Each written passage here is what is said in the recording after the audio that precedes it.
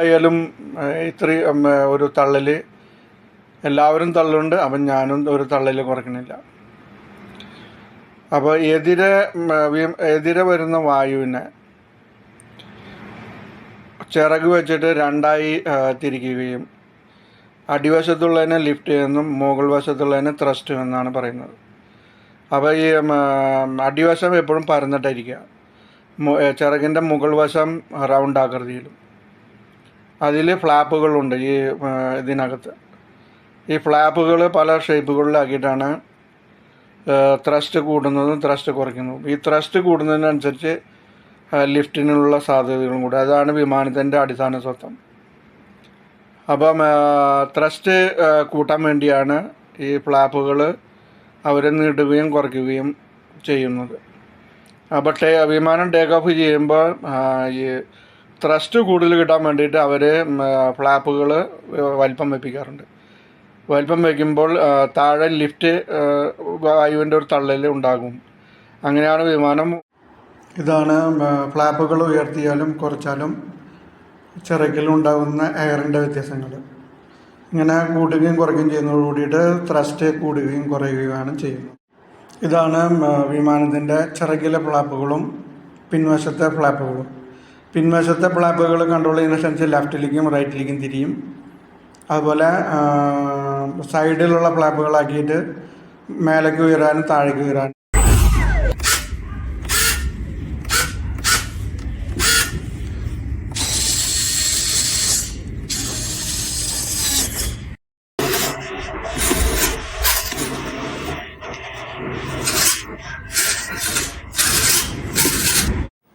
ഇതെല്ലാം ഫ്ലാപ്പുകളുടെ വിവിധ വിവരങ്ങളാണ്.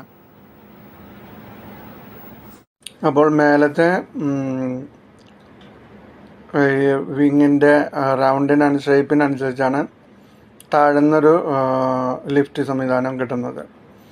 അപ്പോൾ ഈ ഫ്ലോപ്പി ഉയർത്തി താഴ്ത്തി അതിൻ്റെ വലിപ്പം വെപ്പിക്കുകയും ഉയർന്നു പൊങ്ങാനുള്ള ലിഫ്റ്റ് താഴെ നിന്ന് ലഭിക്കുകയും ചെയ്യും.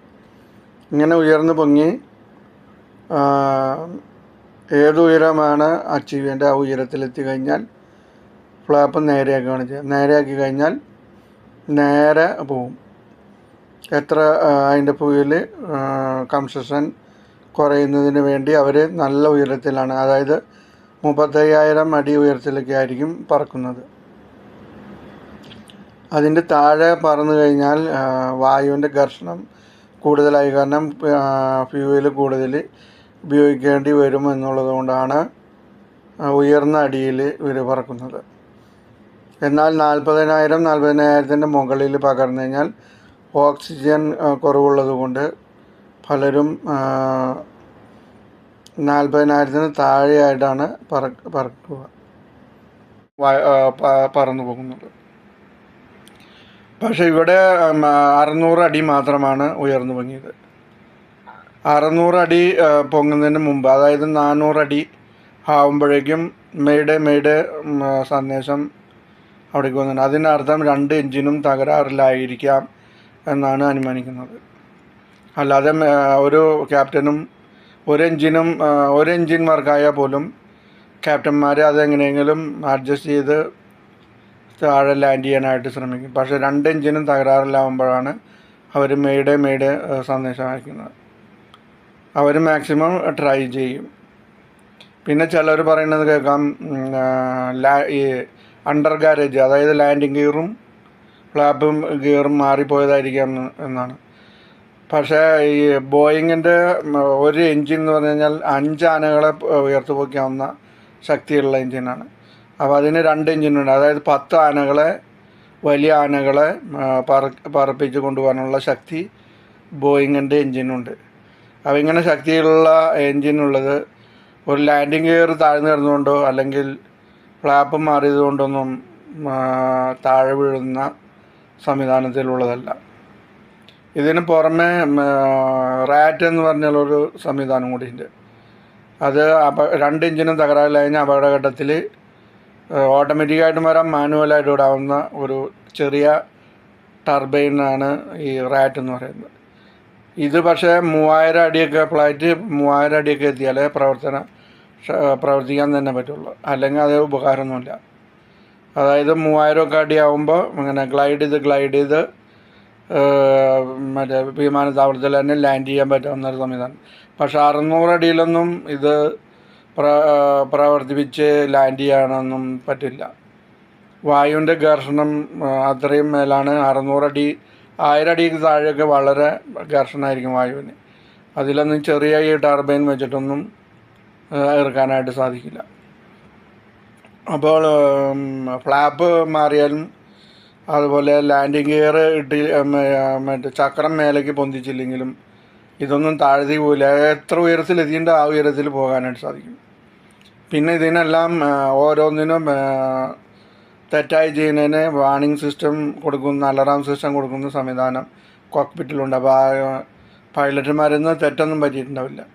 ചില വിദഗ്ധന്മാർ പറയുന്നത് കേട്ടു, പൈലറ്റുമാർക്ക് തെറ്റ് പറ്റിയതാ, ലാൻഡിങ് ഗിയർ മാറ്റുന്നതിന് പകരം ഫ്ലാപ്പി ലെയർ ആക്കിയിട്ടുണ്ടാവും, അതാണ് ഇങ്ങനെ പറ്റുന്നത്. പക്ഷേ ഇത് തെറ്റായിട്ട് ചെയ്യുകയാണെങ്കിൽ കോക്ക്പിറ്റിൽ വാർണിങ്ങും എല്ലാം വരും. അപ്പോൾ ഇവിടെ എന്തെങ്കിലും കാര്യമായിട്ട് എൻജിന് തകരാറ് സംഭവിച്ചതായിരിക്കാം ഇത്തരം അപകടത്തിന് വഴിവെളിച്ചത് എന്നാണ് തോന്നുന്നത്. പക്ഷേ ഈ ബ്ലാക്ക് ബോക്സിൻ്റെ റിപ്പോർട്ട് വരാതെ ഒന്നും പറയാൻ പറ്റില്ല. അപ്പോൾ അതിന് മുന്നേ ഞാൻ തള്ളിവിടുന്നില്ല. ഇത്തരം അഭിപ്രായ പഠനങ്ങൾ ഭൂഷണവുമല്ല എന്ന് തോന്നുന്നു.